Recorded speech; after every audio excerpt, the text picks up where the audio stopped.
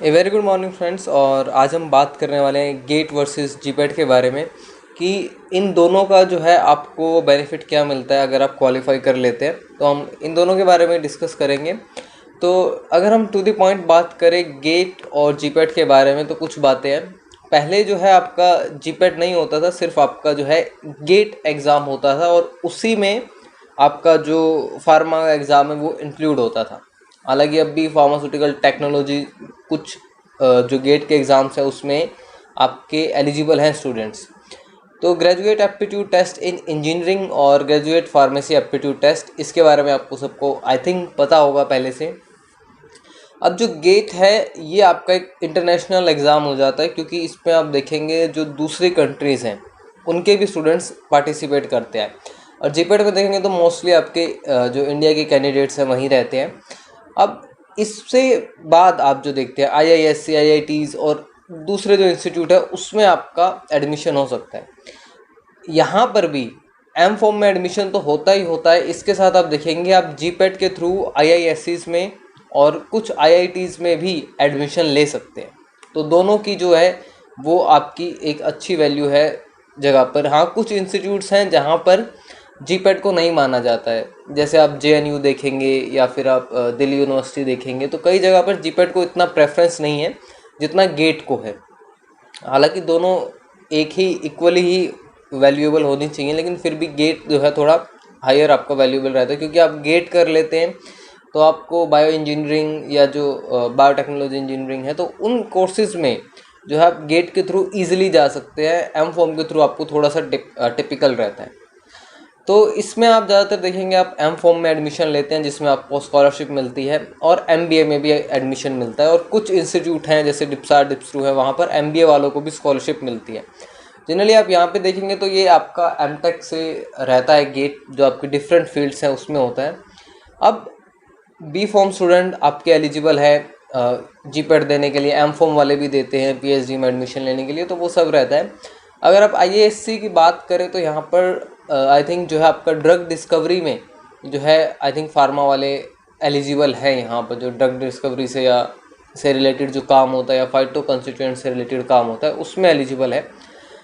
अब गेट में भी आपके बी फॉर्म स्टूडेंट्स एलिजिबल हैं लाइफ साइंस में और बायोटेक, ये दो सब्जेक्ट हैं। केमिस्ट्री में भी हो सकता है लेकिन वहाँ टिपिकल उनके लिए ज़्यादा हो सकता है। तो लाइफ साइंस जो है सबसे मेन रहता है। इसका हम थोड़ा सा पैटर्न मैंने डिस्कस किया, ज़्यादा डीप में नहीं है। और यहाँ पर आप देखेंगे MSc, BSc, MTech, BTech other equivalent can be participate. तो इसमें सभी आपके जो स्टूडेंट्स हैं कोर्सेज़ के पार्टिसिपेट करते हैं। यहाँ सिर्फ आपका बी फॉर्म रहता है। तो ये आप जीपैट का एग्ज़ाम देखेंगे तो कुछ 50-60 हज़ार स्टूडेंट्स देते हैं ऑलमोस्ट अराउंड। और ये जो एग्ज़ाम है इसमें आपकी जो स्टूडेंट्स है टोटल वो आपके कुछ 7-8 लाख इस तरह से रहते हैं। हर साल घटते बढ़ते रहते हैं, लेकिन आपके 7-8 लाख के ही करीब रहते हैं। अब ये जो है आपको ज़्यादा हेल्पफुल है PhD में एडमिशन लेने में। ऐसा क्यों है वो हम देख लेते हैं। क्योंकि जब भी आप एडवर्टाइजमेंट देखते हैं तो क्या होता है, वहाँ पर सीधा सीधा लिखा होता है गेट, ICMR, CSIR या फिर कोई और आपका DST इंस्पायर जो भी है DVT। तो वहाँ पर आपका साथ में गेट एडवर्टाइजमेंट में ही होता है, जीपैट आपका एडवर्टाइजमेंट में नहीं होता है। हालांकि कई जगह जीपैट को कंसिडर भी नहीं करते हैं। तो ये आपका कुछ रहता है। और अगर आपको एडमिशन लेना है, चाहे आप PhD में, चाहे आप जीपैट से ले रहे हैं या गेट से ले रहे हैं, तो दोनों में आपको एक अच्छी रैंक होनी ज़रूरी है। अगर आप गेट से ले रहे हैं तब भी आपको एक अच्छी रैंक जो है वो चाहिए होगी गेट में। और अगर आपका कहीं जीपैट के थ्रू एडमिशन हो रहा है तब भी आपको जो है एक अच्छी रैंक चाहिए होगी। अब यहाँ पर कुछ प्रोजेक्ट्स जो हैं मैंने डायरेक्ट बताए हुए हैं कि अभी आप एग्जाम्पल्स में जो है देखेंगे कि कुछ जो आपके प्रोजेक्ट्स निकलते हैं वहाँ पर गेट आपका मेंशन्ड होता है सीधा सीधा, और वहाँ पर जीपैट मेंशन नहीं होता। और आई थिंक वो कंसिडर भी नहीं करते हैं जीपैट क्वालिफाइड स्टूडेंट्स को, स्पेशली जो एम फॉर्म करके जा रहे हैं। तो ये आपका रहता है सिलेबस पैटर्न। जो अगर आप गेट का देखें तो आपका डिफ़िकल्ट है जीपैट से, क्योंकि जीपैट आपका कुछ 400 नंबर का कुछ आपका रहता है आई थिंक। और ये जो है आप देखेंगे 400 या 500 मार्क्स का जो भी आपका जीपैट रहता है। जब आप गेट देखते हैं तो ये जो है आपका 100 मार्क्स का रहता है सीधा सीधा, और 100 मार्क्स में ही आपके 3 सेक्शन डिवाइडेड हैं। तो इसलिए ये ज़्यादा आपका टफ हो जाता है। और इसके साथ साथ आप जीपेट में देखेंगे तो आपके कुछ 125 के करीब क्वेश्चन रहते हैं और यहाँ जो क्वेश्चंस हैं वो 65 हो जाते हैं। तो आपके पास इतना जो रिस्क, एक कॉर्नर हम कह सकते हैं, वो गेट में ज़्यादा है कि आपको जीपेट में फिर भी आप कुछ एक पार्ट छोड़ जाएंगे। यहाँ पर आप पार्ट छोड़ना थोड़ा सा टिपिकल हो जाता है। इसमें आपके जो 3 सेक्शन है, पहला सेक्शन आपका जनरल एप्टीट्यूड का रहता है जो आपका 15 मार्क्स का आता है। फिर आपका केमिस्ट्री से रहता है। केमिस्ट्री वाला पार्ट जो फार्मा स्टूडेंट्स हैं उनके लिए एक बहुत अच्छा पार्ट हो सकता है अगर उन्होंने फार्मास्यूटिकल केमिस्ट्री जो है वो अच्छे से पढ़ी है। तो वहीं सारे क्वेश्चंस आपके रहते हैं, कुछ ज़्यादा अलग नहीं आता है।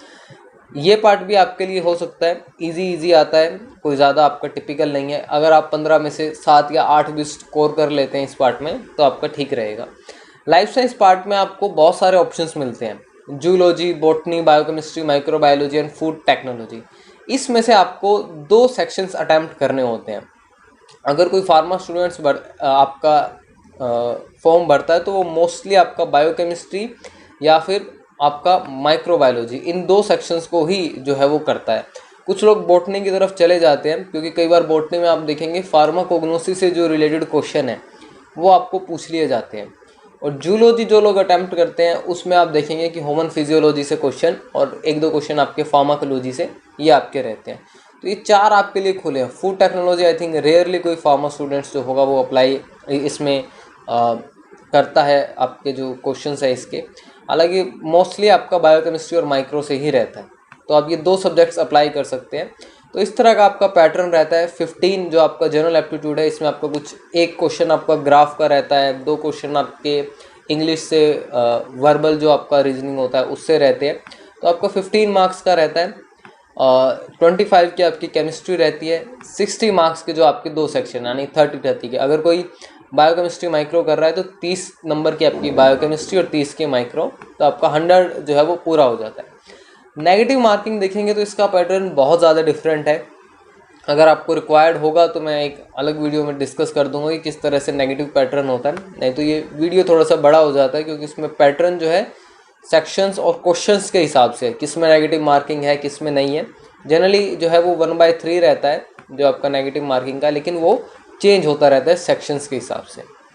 ये आपके देख रहे हैं कुछ मैंने एग्जांपल्स डाले हैं। तो यहाँ पर आप देखेंगे डायरेक्ट आपको गेट लिखा हुआ मिल रहा है लेकिन आपको जीपेट लिखा हुआ नहीं मिल रहा है। तो ये थोड़ी सी प्रॉब्लम है जीपेट के साथ। और बहुत सारे आपके जो है ये एप्लीकेशन जो पुरानी हैं आई थिंक ये आते हैं, तो कुछ मेरे पास रखी थी जिनका मैंने ऐसे ही एग्जाम्पल डाल दिया है। तो ये नेट गेट आप देखेंगे तो यहाँ पर लिखा है कि गेट जो है वो एक्सेप्ट कर लिया जाता है। एमएससी वाले भी देते हैं तो उनका भी एक्सेप्ट कर लिया जाता है। तो ये आपका रहता है। तो ये आपकी एप्लीकेशंस हैं। ये एक और एप्लीकेशन है CSIR लैब की। तो यहाँ पर भी आप देखेंगे आपको गेट जो है वो मिलता ही मिलता है कि आपने नेट किया हो या गेट किया हो। तो जीपेट को इतना प्रोजेक्ट्स में तो बिल्कुल आपका एक तरह से इतना जो है इम्पोर्टेंस नहीं दिया गया है। तो ये बात है। सम मोर इम्पोर्टेंट पॉइंट्स कि अगर आपको गेट में अच्छी रैंक आ जाती है M फॉर्म के बाद या फिर आपका B फॉर्म के बाद, तो आप तब भी IITs में MTech वगैरह जो भी है वो ज्वाइन करने के लिए कहीं हद तक कुछ हद तक एप्लीकेबल हो जाते हैं, या फिर जो है आप इंटीग्रेटेड PhD में भी एलिजिबल हो जाते हैं जो इंस्टीट्यूट्स मानते हैं। BHU, JNU, दिल्ली यूनिवर्सिटी, जितने भी आपके इंस्टीट्यूट्स हैं वहाँ पर आपका गेट लगता ही लगता है। ऑलमोस्ट 3 साल के लिए वैलिड रहता है। और आपको आपकी जो PSU है इनमें जॉब्स के लिए आपको हेल्प करता है। क्योंकि आप देखेंगे यहाँ पर अभी आपको लग रहा होगा कि ऑलमोस्ट यहाँ पर इंजीनियरिंग से रिलेटेड काम होता है, लेकिन हर जगह पर कहीं ना कहीं पर आपका लाइफ साइंस जो है वो ज़रूर रिलेट होती है।